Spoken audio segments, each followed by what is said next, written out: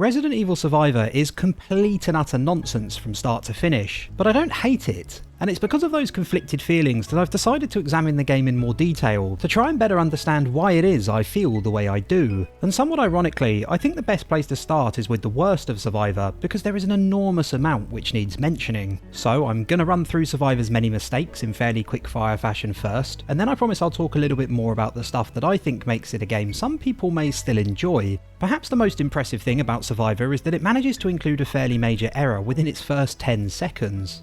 To stop the outbreak from spreading, Umbrella Incorporated was forced to wipe out the entire city. I'm afraid not Capcom, it was actually the US government who destroyed Raccoon City, and this is a fairly good indicator as to the level of attention to detail included in this game. The cutscene which follows is awful, and the FMVs continue to be of absolutely appalling quality throughout the entire game. Not only are they grainy and badly framed, but they're often way too dark as well. And after that absolute shambles of an opening, we come to this.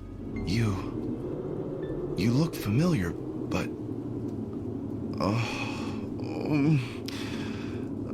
but I just can't remember. If I had no visual context for that moan and someone asked me to guess what that moan was, I'd likely say it was a man teetering on the edge of orgasm, and unfortunately the voice acting continues in a similar vein for the rest of Survivor's runtime, although it is generally less sexy from here on out. Ark's accent is particularly strange, and seems to be always a syllable or two away from going full-on surfer dude. A murderer? What are you talking about? Answer me! Who did I kill? It's some of the worst voice acting in the entire series, which is some feat given the original Resident Evil and the Jill sandwich line exist. Oh, Barry! That was too close. You were almost a Jill sandwich. You're right. And speaking of moans, where on earth does this zombie come from? Players just walked down that alley about 15 seconds ago, and as far as I'm aware, zombies can't open gates. If zombies can open gates, which they can't, but if they could, why wouldn't the developers not just add a stock gate opening sound here to cover themselves? I mean, as we'll hear very shortly, they're not above using stock sound effects. It's the kind of sloppy error that takes no more than a few minutes to fix, but can so often make a huge difference to the final product. And that lack of care when it comes to sound effects is mirrored by the mostly poor choices of music. There is the occasional decent track, but man oh lord does the music frequently ruin the atmosphere. Here is an example of how relentlessly abrasive it can be.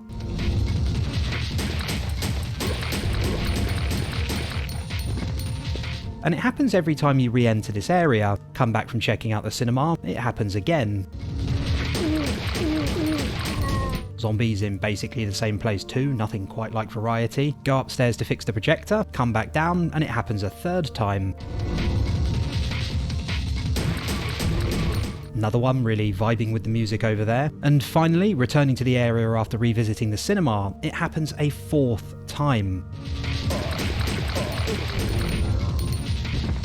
Oh, and on a side note, you meet some crows during this section as well, and forget about having any fun trying to hit them, dogs, or occasionally hunters. I played Survivor using a controller, so can't speak to what the game plays like with Namco's GunCon, but with a controller, the first-person tank controls are absolutely terrible, and it uses some weird lock-on system coupled with pretty rubbish manual aiming, which means smaller, faster-moving enemies are an absolute pain to fight, and everything else is way too easy. Oh, and you can't reload manually either, which is quite irritating, although Survivor does do it for you when you enter your inventory or enter and exit an area, so that's something, I guess. Survivor will often place enemies quite close to you when entering an area, so often the best strategy is to scan a room, figure out where they are, and then run to a safer spot before you start clearing it out. Apart from when you enter this completely unfair room in the hospital and have a spider directly above you, plus another one and a zombie too close for comfort. But even putting the occasional unfair room to one side and following that tried and tested strategy I just mentioned sometimes won't be enough, as I'm pretty sure Capcom at no point considered the possibility that enemies might be wide enough that they block players from moving, which is such an incredibly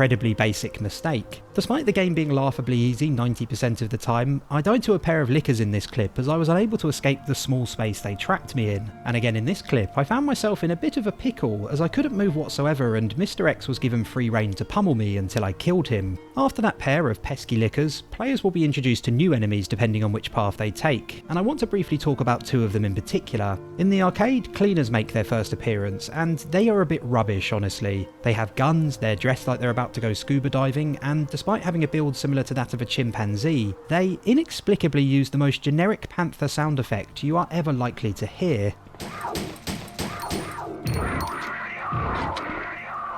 taking no more than 2 bullets to kill 90% of the time. They are little more than the most minor of speed bumps to progression, and I'm pretty sure no one would miss them if they weren't included at all. In the hospital, players may be surprised to meet their first Mr. X less than 30 minutes into the game. I say first Mr. X because there are millions of them in Gun Survivor, which I suppose does at least make some sense given the island does house a tyrant factory. I did initially think it was just a single Mr. X following me around, similar to 2, but later on there's a path you can choose which has about 5 of them in a row, one after the other, so that's clearly not the case. I've always been a fan of Mr. X and other stalker type enemies in Resident Evil, but my god they run him into the ground in this game. His first appearance is maybe a little disconcerting, his second perhaps still, but by the midway point you are completely desensitized to him, especially given players should always be able to take him down with a handgun without too much trouble. He completely loses his ability to make any impact whatsoever very, very quickly, which is a doubly great shame as he could have been used to make the game at least a little bit scary. Oh, did I not mention yet? Survivor is quite possibly the least scary Resident Evil game ever made. There was one point in the game I became mildly flustered when Mr. X burst through a wall as I attempted to pick up a keycard, but that was it. That was the one scare. I know it sounds like I might be exaggerating for dramatic effect, but I really cannot stress to you enough how few scares this game has. It's that moment with Mr. X, the uncomfortable sex groan at the beginning,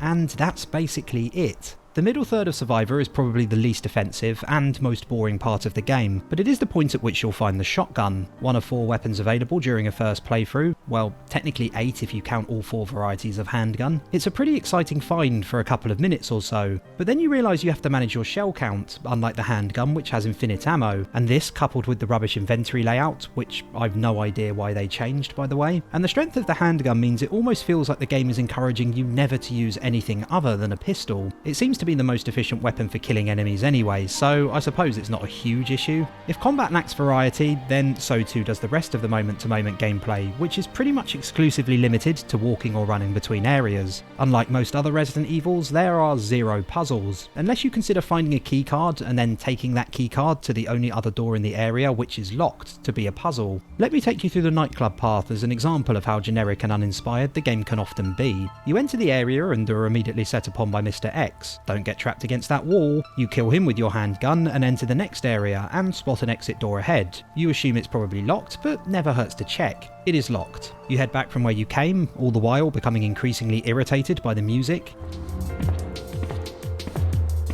You enter the only other door in the area and collect the nearby keycard. Another Mr. X appears, so you kill him with your handgun. You head back to the main area and another Mr. X appears, so you kill him with your handgun again, and use your keycard on the door and leave the area. That's how nearly every location plays out, although the enemies involved often differ. It essentially boils down to enter, find a key, kill enemies with handgun in a very limited space, and exit. It's one of the least exciting gameplay loops I've ever encountered. As the game enters its final third, everything all of a sudden becomes very English, which I'm not going to complain about. The short monologue by Vincent's mother is amazing. Vincent, please, listen to your mother. I want you to leave Umbrella. I want you to stop performing those terrible crimes and just come back home. But the kids, on the other hand, are just as annoying as Ark. I'm not stupid. Now stay back, don't come any closer. The next set of paths serves up the howler I spoke of earlier, involving 5 Mr. X's. One is fairly generic, and the third is probably the worst, serving up what felt like to me 1,000,000 of the Scuba Monkey Panthers for players to kill. Then there's a straightforward run through a set of labs with little of real note, other than the self-destruct announcewoman. She sounds bored out of her mind, and the message goes on forever. The self-destruction system has been activated. This island will self-destruct in 10 minutes. That would have been enough. You can stop at that point and everyone would understand what is happening. But no, she keeps going. All the personnel must evacuate immediately. Repeat. All the personnel evacuate immediately. After just about managing not to fall asleep listening to that, Survivor throws in the obligatory tyrant fight, which is about as forgettable as everything that came before it. Finally, the tyrant gets blasted from a helicopter before Ark utters this absolutely abysmal closing line. What are we gonna do, mister? Yeah, what are we gonna do? I don't know, but don't worry. We can fly as long as we have fuel. and the game ends, thank goodness. So that's my list of all the things that annoyed me when I played Resident Evil Survivor. It's by no means the definitive list of why it's not a great game, but I hope it at least gives you some idea of the contempt I hold for the title as a whole. And apologies, I know it went on for a while. After all that complaining, you must be thinking there's no way you'd ever play such a dodgy looking video game. But hear me out, because there are 3 reasons I think make it worth playing, especially if you're a fan of the series. And maybe if you're not, I suppose. The first is because of the branching paths. It's not a new addition to the series and was one of my favourite parts of Resident Evil 3, but it does give the game some replay value as there is some variety between them. For example, choosing the arcade when the path splits for the second time will result in players being shown a scene of cleaners dropping into the area, whereas choosing the hospital or the library will result in different cutscenes playing entirely. As mentioned previously, there's different enemies in each, different files, on one occasion different weapons, and I like the fact 2 people could have relatively different playthroughs and not even realise there are other paths they could have taken. Second is the files themselves. The story relayed through cutscenes during the game is fairly weak, and most people will see the twist coming from a mile away, but the files in the game are actually rather brilliant. They tie together really nicely to tell the island's tale from a number of different perspectives. The story of Vincent and the teenage escapees is perhaps the standout, but there's also quite a bit of really interesting lore about how the tyrants are actually created, which makes for a pretty gripping read. If you're someone who's interested in the series story and hasn't played Survivor, I'd definitely recommend at least giving the files a read online. Last but not least is Survivor's runtime. I managed to finish the game in around 90 minutes, and I was playing at a fairly leisurely pace. If you've listened to everything I've had to say and you're still considering giving it a whirl, then I will ask you this: what have you really got to lose? If you hate it, you're not going to waste too much time at all playing it, and if you enjoy it, then fantastic. In the end, I think I'd describe Resident Evil Survivor as a fairly bad game, but a pretty good short story set in the world of Resident Evil. Other than a fleeting reference to Leon S. Kennedy, it has no real connections to events outside the island, making it the perfect game to blast through without actually having to think about things too much. Arc's story arc, begins when the game starts and ends once it concludes, which is great as it means you can enjoy it, or possibly enjoy it, for what it is if you do play it, and miss very little if you don't. I wouldn't advise going into it expecting anything other than a mediocre experience at best, but who knows, you might just end up being surprised. Thanks for taking the time to watch the video, I hope you enjoyed it. Do consider liking, leaving a comment and subscribing if you enjoyed it, and hopefully I'll see you again soon.